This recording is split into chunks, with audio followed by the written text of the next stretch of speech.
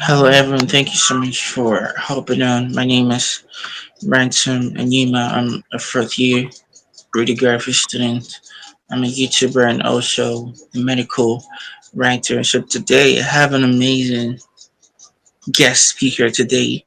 She's a medical doctor and also a mental health advocate. And I'll hand over. I'll give her the platform to introduce herself, by the way. So, Dr. Faith, could you introduce yourself for the audience? Hi, hello. Thank you for having me. Thank you so much, Ransom. I am Dr. Faith Orji. I am a medical doctor and a mental health advocate. I love to reach out to the world around me by, making awareness on mental health and removing stigmas surrounding mental health across society in which I am, and then on a large scale across Nigeria. Thank you for having me. Amazing. Thank you so much for introducing yourself, Dr. Faith. So, the first question for you, in a nutshell, how has storytelling helped you to advocate for mental health and make complex medical concepts more accessible? Talk us there. All right. As regards storytelling, I love stories. I grew up writing stories, writing, prose, drama, and growing up, I entered med school, and I saw I could use that gift I had for storytelling to, make awareness about issues that are pertinent to the society that no one wants to talk about.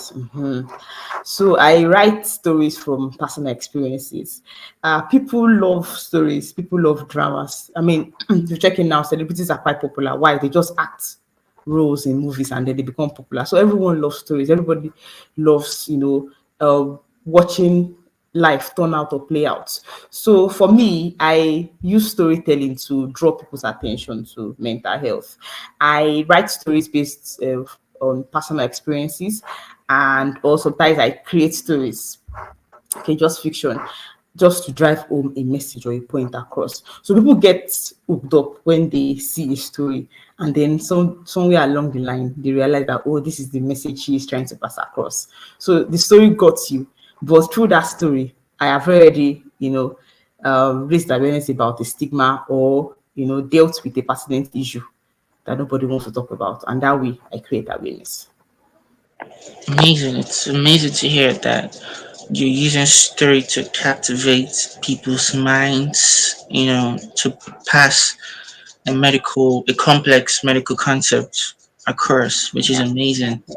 And this is also like a leverage to other medical doctors who are amazing with storytelling to also use storytelling to make complex medical concepts to be more accessible to a wider audience, that people that also not in the medical field to understand what you're talking about. So Dr. Faith, thank you so much for talking us through on how you use, storytelling to, help advocate for mental health and make medical complex, um, concepts more accessible.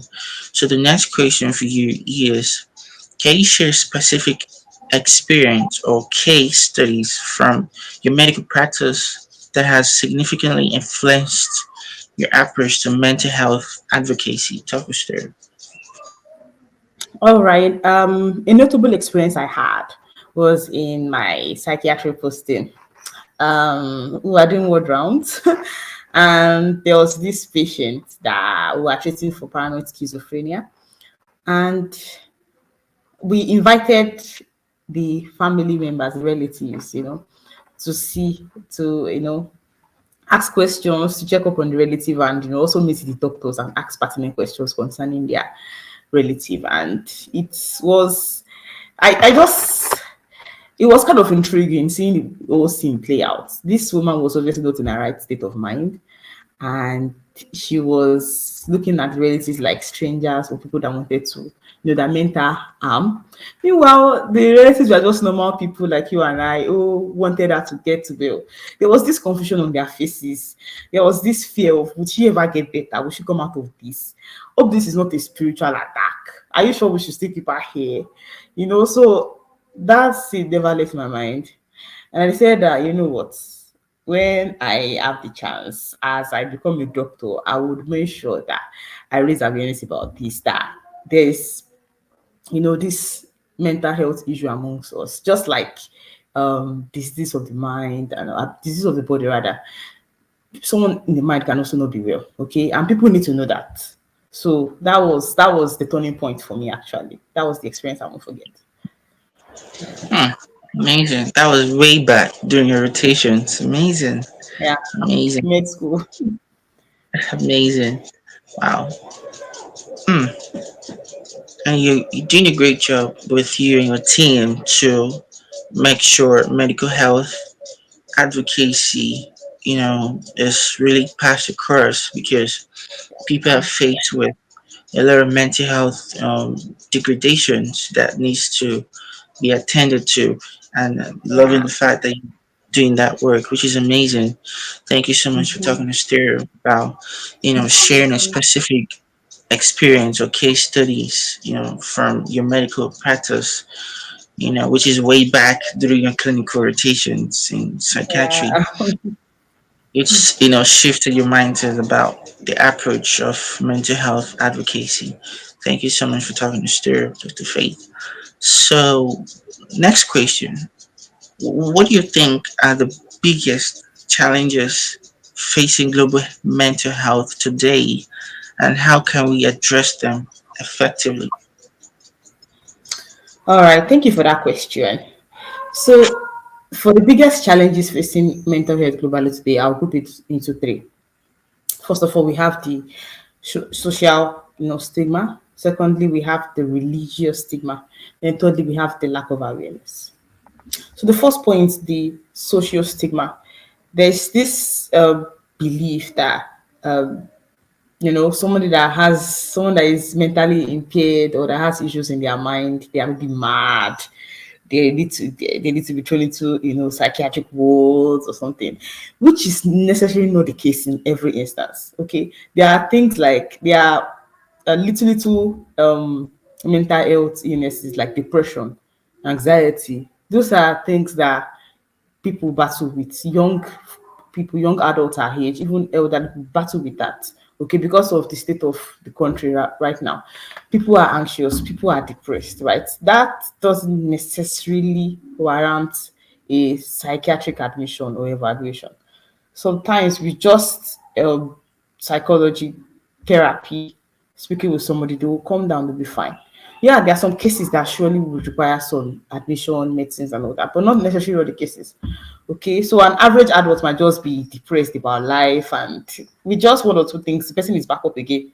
Okay, so and then there's also the other broad spectrum of schizophrenia, postpartum psychosis, and the likes. All those ones normally need admission. Okay, so that stigma needs to be removed. So first of all, there needs to be like people need to be taught about illnesses like people need to be taught about the state of the mind that people can get depressed, there's anxiety, there's insomnia, there are all those kind of things. And if you really, really take a good history as a doctor, if I take a good history and I sit down with my client, I take a good history, I always discover what the case is. Okay, I once had a patient that had depression and just a female, a middle-aged female, and upon further examination questions, I realized that she just had some marital crisis. I was able to offer some counsel, let her do what the steps to take, and she came out of it. Okay, that one didn't need admission, that one just needed someone to talk to. So the social stigma needs to be removed. If you are going through tough times, if you are going through anything, speak up. Okay, this is a new generation. It's not like the older generation that would ostracize you for things like this. It's okay not to be okay. For real, it's actually okay not to be okay. So I want people to get that. Then the second one is the religious stigma. Nigeria is a religious country. I don't know about the statistics, but they say we are the second most religious country in the world, maybe the first religious country in Africa. I'm not sure, but I won't be surprised. We are so religious. Everything. God of this thing, Allah, or this and that. I mean, first of all, disclaimer: I am a Christian. I love God. I'm saved. But still, no, now this one thing they will tell it as enemies of progress. My this thing village people, calm down now. It's not like that. It's not like that. People need to be aware that man is a spirit that has a soul that lives in the body. We are tripartite in nature. Okay, the body has to be taken care of. The mind, that's the soul, okay, has to be taken care of. The spirit also has to be taken care of. The spiritual side is just that spirit alone. That's where our churches, the mosques, traditional worship, that's where the spiritual aspect comes into. But people are living out the soul. People are living out the body. Okay, thank God for doctors. We are taking care of the body. What about the soul? Nobody talks about your mind, your will, your emotions. Nobody talks about that, please. It's like we just gloss over it, which ought not to be so. Okay, that's the core of who we are. That makes up our personality. That makes up our character. That makes up our life experiences, and that is very, very important. So we need to remove this stigma. Let churches and mosques and traditional worshippers deal with that spiritual side. Then when it comes to the mind, let the people that are qualified to take care of the mind take care of the mind. They could include doctors, include psychologists, include therapists, and the likes counselors. They are there, they are the ones that deal with that mind. Okay, so you need to actually take care of your mind. Not everything is your village people or enemies of progress or the devil. For Christians, everything is not the devil. Please, okay, you are okay, you are normal. You are just going through something and that needs to be dealt with. So that's the religious stigma. Then the last one is the lack of awareness. So it wasn't until recently that mental health became, a topic that everyone started talking about. In the last 10, 20 years, who really cared about mental health? It's just recently that, we started seeing that no, people's minds need to be taken care of. Workplaces have to do better for their staff. The mind is important. The mental health of people matters. People are going through things. So it's just recently that mental health became an issue, and even till now, I'm sure there are a lot of people that don't even, there are some people like talk with them like mental health. Oh, Gen Z, they'll call you Gen Z, you Gen Z issue. You better be tough. Life is life is already tough. I don't, you know. So they will think you are lazy or that this Gen Z self. You don't know. In my own generation, that's how it will start. In my own generation, we were sir. This is our generation. Okay, so that's how it usually starts. So, I'll just chip it in here. I'm so glad I'm in this generation, born in this generation, because I mean, I can't imagine living, in the other generation. I mean, no, it was bad. Those people could not speak up. Any small thing they bottled emotions, they bottled things down. They accepted things like that. They didn't seek better welfare. They didn't seek better workplace policies. They didn't take care of their mind. So I really give thumbs up to our generation. We are really doing well. We are on that path to progress. We are on that path to awareness about mental health. So far so good. I've raised up 3 points where, you know, 3 areas that need to be addressed: the religious side, the stigma that comes from it, then social stigma, and then also the lack of awareness. So those 3 places are where we need to work, to make Amazing. the awareness better. Thank you so much, Dr. Faith, for raising the bars about one of the biggest challenges, facing global mental health today and how we could address them. And I believe that the audience are really enlightened based on those narratives Dr. Faith shared to us. So, in you talked about something, Dr. Faith. But before we proceed to the next question, there are people, that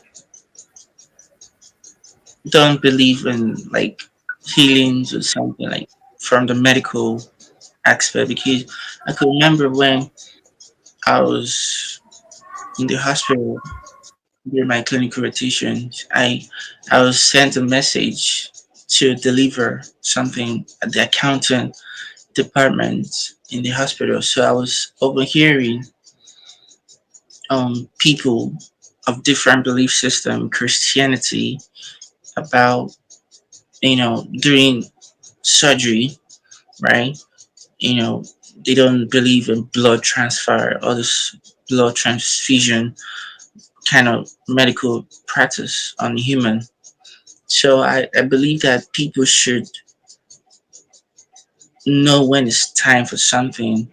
What I mean by that is I believe in God. Yes, I go to church. I'm a Christian. Yeah. But there are times when we need to prioritize some few things. God doesn't bless someone who is lazy. He hates, the Bible says it, he hates a lazy hand, a lazy person. So if it's time to go to hospital, you go to hospital. You don't go to hospital when it's at the death sentence. Because I could remember doing obstetric scans of breast cancers and all such last month. A lot of people were coming at the last stages of the cancer for the breast cancer and all that. So I think you should prioritize, going to hospital, even though it's against your belief system, but you need to at least go to the hospital and do some checkups, run some MRI checkups on your body and see what's really going on.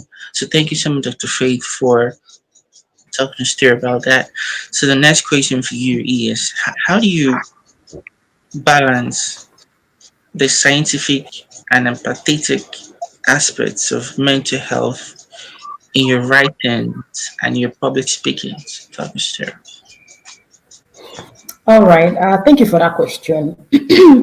So how I balance it is the scientific aspects, right? I use my medical knowledge for that. I'm a trained medical doctor, and the knowledge I have from my training is how I work in the scientific aspects of mental health. Then the empathetic side of me, that's the side I use. That's the art of storytelling. That side is calm, is soft, is relatable, is the kind of side that you can go on a gist with. Okay, so that side of me is calm.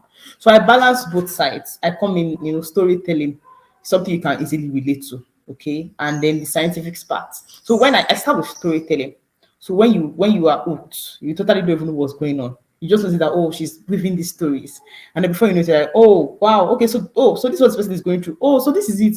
Oh, so this is what my cousin had that year. Eh, I didn't know. Eh, okay, so how did this person, recover from this? What's the way forward?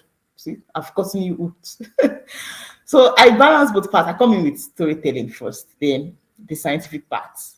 That's the way I do it. So that's how. Okay, okay, amazing, amazing. It's amazing that you're, putting together your clinical knowledge, you had during your trainings in med school, with your empathetic aspects of your mental health advocacy, which is your storytelling skills to incorporate in your writings and your public speaking. This is amazing. So thank you so much for talking us through on how you balance those equations. I love calling those things equations. Yeah, they are actually. So the next question for you is, hmm, so talk us through what strategies do you recommend for individuals and communities to improve their understanding of mental health and reduce stigma? This is very important. Talk us through. That is actually an important question, like you said. So for individuals, let me start with individuals. So first of all, I have this philosophy of life. I go by. I say I cannot control the world around me, but I can control myself. I can control my attitude. I can control what I believe in. I can control what I see. So basically, instead of reacting, you could choose to respond. So when it comes to mental health, individuals first of all start with books. Read. Reading is good. A lot of knowledge is hidden in books. Okay. For me, that was what actually spurred the knowledge I had about mental health. There are a lot of start with self-help books for a start. There are a lot of books these days that deal with the mind, deal with morning routines, discipline, childhood traumas, most especially. Okay, reading books helps. So there's a book I've read that changed my. I read it during lockdown. It changed my perception of the way I see things. It's called Boundaries by John Henry Cloud and John Townsend. You could check it up. Whoever just type it on Google. Boundaries. So awesome a book. Start with that. You have a mental shift. Those are two. Average Nigerian is the way the society in which we are raised up in, the type of parenting we got, a lot of things. Okay, even the society is quite dysfunctional. So families are the bedrock of societies. Okay, so that shows that a lot of people had a lot of bad home training. Some people didn't even have parents here for them. A lot of dysfunctional homes. So because of the hustle mindset we have as an average Nigerian, nobody really pays attention to that. It is until when the things start coming down or illnesses start developing. That's when all of us start asking questions. And before you know it, you realize that, oh my god, this person grew up in a dysfunctional background. And the most funny thing here is that a lot of mental health issues show up sometimes as illnesses in the body. Yes, sometimes anxiety, depression, all those things, keep it for a long while. The person will start coming down with maybe hypertension or something like that. And if you trace it, it came from some unaddressed depression or anxiety, okay, that they didn't address. They've been going to church for and they've been using holy water or something. Okay, I'm just using this as an example. There are a lot of examples. So if you don't take care of your mind, sooner or later it will come down in the body. So as an individual, start reading books. There are a lot of self-help books out there. There are a lot of books that help to deal with childhood trauma. Like me, I knew the issues I faced, so I was taught to read. I am a reader. I love reading. Books, just give it to me, I will read. So I go online, Google, I started seeing all these books, and then I started reading one by one, one by one. I'm sure I realized that there's a whole lot of dysfunction right here. So this is why I behave the way I do. So this is why I do this. This is why I do this. I began to understand personality differences, temperament styles. Okay, check out those authors. They look just type temperament styles on Google, and you will see books. You download a lot of books. Why you act the way you do by Tim Lahaye. Download it and start reading from there. These are the things that build fortitude for the mind. Okay, so start with books and then therapy also helps. Therapy also helps. If you are going through a tough time, if you are married, going through a tough time in your marriage, if you're single, going anything, just seek out therapy. But therapy in Nigeria may not be, it's not really that common. And the ones that have it's quite expensive, I won't lie. You're not in the States where therapy is quite accessible. So what I would suggest is surround yourself with a group of people that are mentally aware. I call them mentally aware. I, for one, am a mentally aware individual, and I have some friends that are mentally aware. I've just been blessed. I thank God for that. Don't let me take credit. I thank God for that. I have sweet friends. Like I have mature friends that understand me. First, sometimes I'm always the one on the extreme. I'm like, calm down now. It's okay. It's normal. I'm like, I didn't know. So I Take have the sweet thing. friends, both yeah. So both male and female, okay. I have them, and I'm so blessed to have them in my life. They help me through tough seasons of life. Yeah, Okay, so that's a I'm sure support system we're talking about. yeah, yeah. So I call them my unpaid therapists. Unpaid. So when I want to rant, I have them. I'll call. If I'm okay for this particular one, I know who to call. There are one or two that will tell me anytime. Make sure you call. Nothing is. I'm always here for you. I'm like, but that's what I'm saying. Friendship.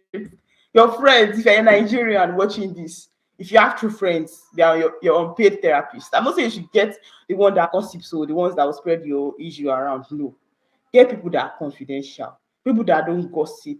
Even if they gossip, it's just like gist or something. Get people that they have your back, they listen to you, they love you for who you are. Start from there. It will solve a whole lot of difference.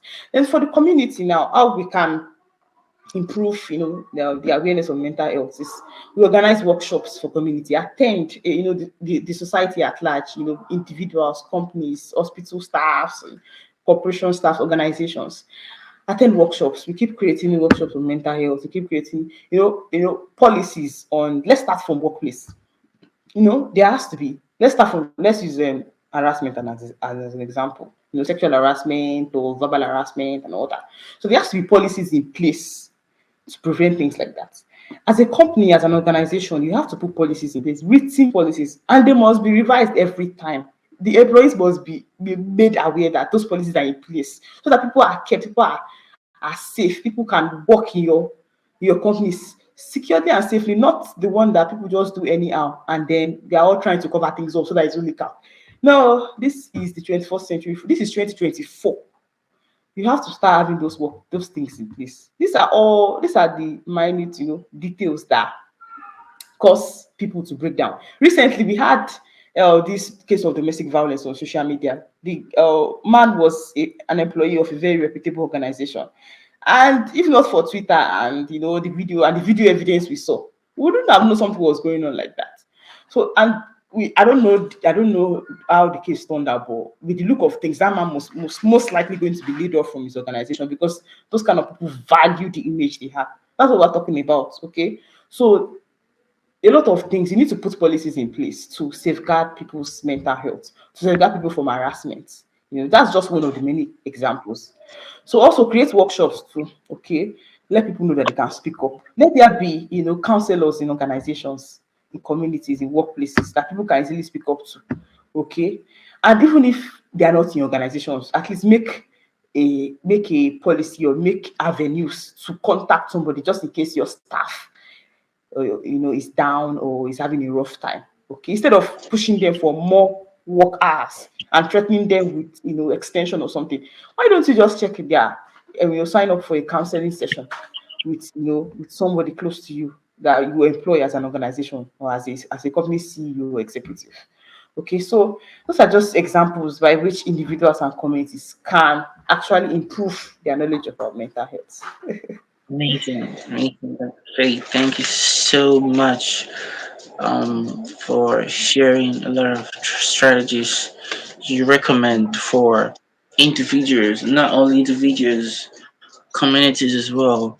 To improving their understanding of for on the understanding of mental health and the reduction of stigma. Thank you so much for talking us through about that. So, Dr. Faith, we have the last question for you All is, right.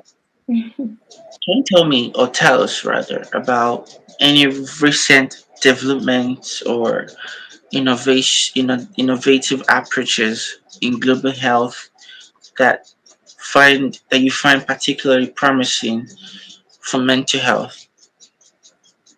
Hmm. I think one of the approaches that stands out for me is the digital care options we have right now. Um, Therapy has become accessible. Just having your mobile phone, you can be able to access therapists just all over the world, suited to your own needs. There was even an app I had then recently, and they asked me a lot of questions about childhood history, everything. They even asked me what kind of therapist I would like, race, color, what work hours was okay for me. I was like, wow. Nah, this is really, really good. This is good. Okay. So because in Nigeria here, we don't have those things are not common. Like I said, Nigeria is a religious country. If I tell the woman beside me or man beside me that I believe for therapy, they look at you, are you okay? All these Gen Z issues, okay? So I find that mobile phones, applications, mental health applications on our phones, teletherapy. I call it teletherapy. Okay, it's really, really awesome. So I love that. I love that for mental health. Then also the policies that are coming in place in organizations and companies. I love that. Like awareness is being made now. Okay, about things like this. So when you get with like big organizations, you see the policies they have about mental health. You're like, wow. So like my mental health is quite important. So decades back, this was not the norm. It was just come to work, show up, get the work done, and then keep it moving. But now, the awareness is being made. Organizations, employees are you know, you know, bothered about their employee state of mind, which is really, really good. So I actually love that. Then also, there are also like public-private partnership now. Recently, we have organizations. There's this foundation I worked with in the past, Asido Foundation. You should check them out. I think they are the prominent, if number one, if not number one, prominent mental health non-governmental organization in Nigeria. The man is really doing a fantastic work. Like it's so awesome. The mental health awareness for kids, for teenagers. Nah, that's really, really good. So you can check them out, Asido Foundation. Okay, so I mean, those are the things I find intriguing. That's what is actually, the shift we have in mental health, especially in Nigeria. Yeah, so I love Maybe that. here. Yeah, absolutely. I think people should, like I said before, give priorities on what's needed at that moment. So, Dr. Mhm. Faith, we've come to the last session of this amazing Med Talks. So, please do well to watch this video to the end to grasp what Dr. Faith, the strategist, she shared to us. And if you love this content, do well to like, share, and subscribe. And if you wanted to connect with Dr. Faith, her handles will be added on the YouTube description below. So do well to connect with her on LinkedIn, Instagram, and other social media platforms. Thank you, everyone. Thank you, Dr. Faith. Thank Amazing. you. Thank you for having me. I loved this session. This